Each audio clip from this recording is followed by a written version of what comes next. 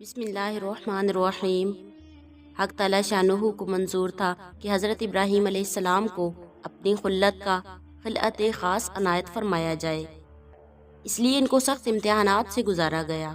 پوری قوم کی قوم حتیٰ کہ اپنا خاندان سب کے سب بت پرستی میں مبتلا تھے۔ سب کے عقائد رسومات سے مختلف ایک دین حنیف ان کو عطا کیا گیا اور اس کی تبلیغ اور قوم کو اس کی طرف دعوت دینے کا بار گراں آپ پر ڈالا گیا۔ آپ نے پیغمبرانہ جرأت و ہمت کے ساتھ بے خوف و خطر قوم کو خدائے وحدہ لا شریک لہ کی طرف بلایا۔ بت پرستی کی شرمناک رسم کی خرابیاں مختلف عنوانات سے بیان کی، عملی طور پر بتوں کے خلاف جہاد کیا۔ پوری قوم کی قوم آمادہ جنگ و جدال ہو گئی۔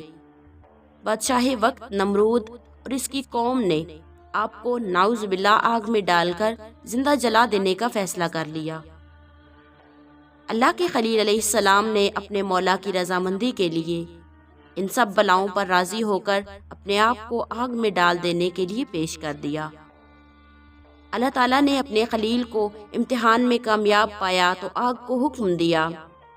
قرآن پاک میں ارشاد فرمایا، قلنا یا نار کونی بردا وسلاما علی ابراہیم۔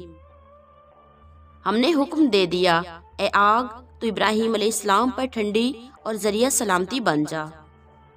جس وقت یہ حکم خداوندی آتش نمرود کے متعلق آیا تو حکم کے الفاظ عام تھے، کسی خاص آگ کا تعین نہیں کیا گیا، اسی لیے پوری دنیا میں جہاں کہیں بھی آگ موجود تھی، اس حکم خداوندی کے آتے ہی اپنی اپنی جگہ پر آگ ٹھنڈی ہو گئی اور نار نمرود بھی اس زمرہ کا فرد بن گئی اور ٹھنڈی پڑ گئی۔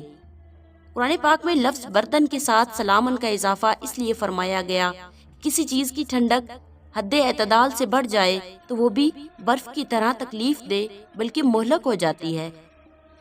اگر لفظ سلامن ارشاد نہ ہوتا تو ممکن تھا کہ آگ برف کی طرح ایسی ٹھنڈی ہو جاتی جو بجائے خود ایک عذاب بن جاتی، جیسے جہنم میں ایک عذاب زمہریر کا بھی ہے۔ اس امتحان سے فارغ ہو کر دوسرا امتحان یہ لیا گیا کہ اپنے اصلی وطن کو چھوڑ کر شام کی طرف ہجرت کر جائیں۔ حضرت ابراہیم علیہ السلام نے رضائے خداوندی کی تڑپ میں قوم و وطن کو بھی خیر بات کہہ دیا اور مع اہل و عیال ہجرت کر کے شام چلے آئے۔ اب قوم و وطن کو چھوڑ کر ملک شام میں قیام کیا ہی تھا کہ یہ حکم ملا بی بی ہاجرہ علیہ السلام اور ان کی شیرخوار بچے حضرت اسماعیل علیہ السلام کو ساتھ لے کر یہاں سے بھی کوچ کریں۔ جبرائیل امین ساتھ تھے اور دونوں کو ساتھ لے کر چلے۔ راستہ میں جہاں کوئی سرسبز جگہ آتی تو حضرت خلیل علیہ السلام فرماتے، یہاں ٹھہرنا ہے۔ جبرائیل علیہ السلام فرماتے، یہاں کا حکم نہیں، منزل آگے ہے۔ جب وہ خشک پہاڑ اور گرم ریگستان آ جاتا ہے جہاں آگے کسی وقت بیت اللہ کی تعمیر اور شہر مکہ کی بستی بسانا مقدر تھا، اس ریگستان میں آپ کو اتار دیا جاتا ہے۔ اللہ تعالیٰ کے خلیل علیہ السلام اپنے پروردگار کی محبت میں مسرور و مگن اپنی چٹیل میدان اور بے آب و گیار جنگل میں بی بی کو لے کر ٹھہر جاتے ہیں۔ لیکن یہ امتحان اسی جگہ پر ختم نہیں ہوتا، بلکہ اب حضرت ابراہیم علیہ السلام کو حکم ملتا ہے کہ بی بی اور بچے کو یہیں چھوڑ دیں اور خود ملک شام کو واپس ہو جائیں۔ اللہ کا خلیل علیہ السلام حکم پاتے ہی اس کی تعمیل میں اٹھ کھڑا ہوتے ہیں اور شام کی طرف روانہ ہو جاتے ہیں۔ تعمیل خداوندی میں اتنی تاخیر بھی گوارا نہیں کہ بی بی کو یہ اطلاع ہی دے دیں کہ مجھے چونکہ خدا کا یہ حکم ملا ہے اسی لیے میں جا رہا ہوں۔ حضرت ہاجرہ علیہ السلام جب آپ کو جاتے ہوئے دیکھتی ہیں تو پکارتی ہیں، مگر آپ جواب نہیں دیتے۔ پھر پکارتی ہیں اور کہتی ہیں، اس لک و دک میدان میں ہمیں چھوڑ کر کہاں جا رہے ہو؟ اس کا جواب بھی نہیں دیتے۔ مگر وہ بی بی بھی خلیل اللہ کی بیوی تھی، سمجھ گئی کہ ماجرا کیا ہے اور کہنے لگی، کیا آپ کو اللہ تعالیٰ کا کوئی حکم ملا ہے؟ آپ نے فرمایا، ہاں۔ حضرت ہاجرہ علیہ السلام کو بھی جب حکم خداوندی کا علم ہو گیا تو نہایت اطمینان کے ساتھ فرمایا، جائیے جس مالک نے آپ کو چلے جانے کا حکم فرمایا ہے وہ ہمیں بھی ضائع نہیں فرمائیں گے۔ اب حضرت حاجرہ علیہ السلام اپنے شیرخوار بچہ کے ساتھ اس لکو دک جنگل میں وقت گزارنے لگتی ہیں۔ پیاس کی شدت پانی کی تلاش پر مجبور کرتی ہے۔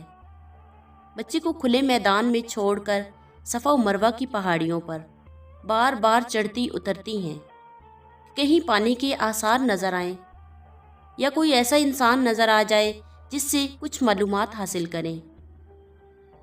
7 مرتبہ کی دوڑ دھوپ کے بعد مایوس ہو کر بچے کے پاس لوٹ آتی ہیں۔ صفا و مروہ کے میدان میں 7 مرتبہ دوڑنا انہی کی یادگار کے طور پر قیامت تک آنے والی نسلوں کے لیے احکام حج میں ضروری قرار دیا گیا۔ حضرت حاجرہ علیہ السلام اپنی دوڑ دھوپ ختم کرنے اور مایوس ہونے کے بعد جب بچے کے پاس آتی ہیں تو رحمت خداوندی نازل ہوتی ہے۔ جبرائیل امین آتے ہیں اور اس خشک ریگستان کی زمین سے پانی کا ایک چشمہ نکال دیتے ہیں جس کا نام آج زمزم ہے۔ پانی کو دیکھ کر اول جانور آ جاتے ہیں، پھر جانوروں کو دیکھ کر انسان پہنچتے ہیں اور مکہ کی آبادی کا سامان ہو جاتا ہے۔ ضروریات زندگی کی کچھ آسانیاں مہیا ہو جاتی ہیں۔ نومولود بچہ جن کو آج حضرت اسماعیل علیہ السلام کہا جاتا ہے نشو نما پاتے ہیں اور کام کاج کے قابل ہو جاتے ہیں۔ حضرت ابراہیم علیہ السلام بشارات ربانی گاہے بگاہے تشریف لاتے ہیں اور بی بی حاجرہ علیہ السلام اور بچہ کو دیکھ جاتے ہیں۔ اس وقت بھی اللہ تعالیٰ اپنے خلیل علیہ السلام کا تیسرا امتحان لیتے ہیں۔ یہ بچہ اس بے کسی اور بے سر و سامانی میں پروان چڑھتا ہے اور بظاہر اسباب باپ کی تربیت اور شفقت سے بھی محروم رہا۔ اب والد ماجد کو بظاہر یہ حکم ملتا ہے اس بچے کو اپنے ہاتھ سے ذبح کر دو، جس طرح قرآن پاک میں ارشاد ہے قال یا بنی انی ارى فی المنام انی اذبحک فانظر ماذا تری۔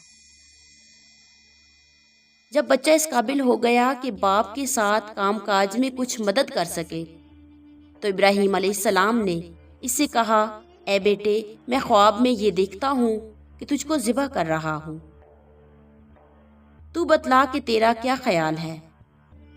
فرزند سعید نے عرض کیا ابا جان آپ کو جو حکم ملا ہے اس کی تعمیل کیجئے، آپ مجھے بھی اس کی تعمیل میں انشاءاللہ ثابت قدم پائیں گے۔ اس کے بعد کا واقعہ ہر مسلمان جانتا ہے کہ حضرت خلیل علیہ السلام صاحبزادے کو ذبح کرنے کے لیے مینا کے جنگل میں لے گئے اور اپنی طرف سے حکم خداوندی کو پوری تعمیل دی، مگر وہاں مقصود بچے کو ذبح کرانا نہیں بلکہ شفیق باپ کا امتحان تھا۔ واقعہ خواب کے الفاظ میں غور کیا جائے کہ اس میں یہ نہیں دیکھا کہ بچہ ذبح کر دیا بلکہ ذبح کرنے کا عمل دیکھا ہے جو حضرت ابراہیم علیہ السلام نے کر دیا، اور اس عمل کو بذریعہ وہی منام دکھلانے میں بھی شاید یہی مصلحت تھی کہ بذریعہ کلام اللہ ذبح دینا منظور نہ تھا۔ اسی وجہ سے ارشاد یہ ہوا صدقت الرؤیا کہ خواب میں جو کچھ دیکھا تھا آپ نے اس کو پورا کر دیا۔ جب اس میں وہ پورے اترے تو اللہ تعالیٰ نے جنت سے اس کا فدیہ نازل فرما کر اس کی قربانی کا حکم دے دیا، اور یہ سنت ابراہیمی آنے والی دنیا کے لیے دائمی سنت بن گئی۔ یہ کڑے اور سخت امتحانات تھے جن میں حضرت خلیل علیہ السلام کو گزارا گیا۔ اس کے ساتھ ہی دوسرے بہت سے اعمال و احکام کی پابندیاں آپ پر عائد کی گئیں۔ واللہ اعلم۔